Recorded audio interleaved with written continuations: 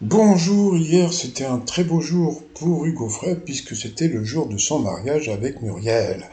Bon, mais par contre, alors sur Internet, ça a été critique sur critique. Alors à votre avis, quelle est la première critique qu'il a reçue?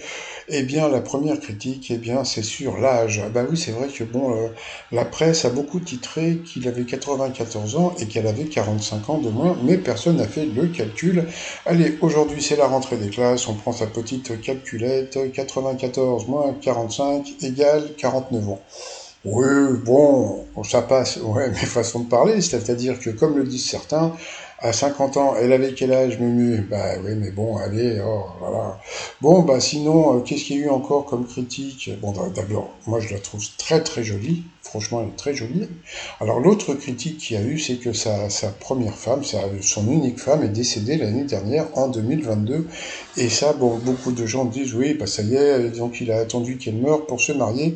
Il avait dit qu'il ne divorcerait jamais, et bien pourtant, il l'a fait. Alors bon, il faut savoir une chose, c'est qu'ils étaient séparés depuis longtemps, parce que bon, les gens ils critiquent, mais ils connaissent pas.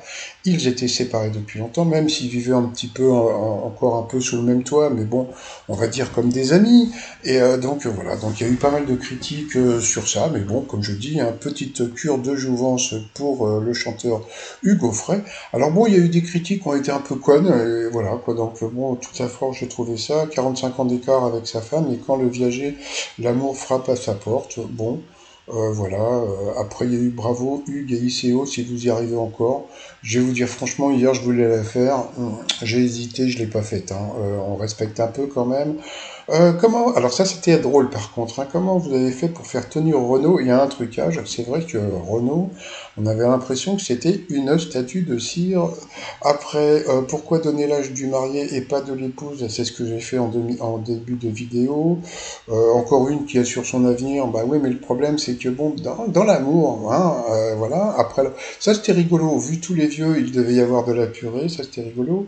Après, bon, les chaussures de Jean-Luc Reichmann ont été critiquées, franchement. Oh, c'était de l'humour, il est rigolo le Jean-Luc Reichmann. Bon, bah voilà, donc bon, bah moi je leur souhaite plein de bonnes choses, voilà. Donc bon, et puis je sais pas si vous vous rendez compte, il a 94 ans, je veux dire, la plupart des gens qui m'écoutent, même moi, on n'arrivera jamais à cet âge-là.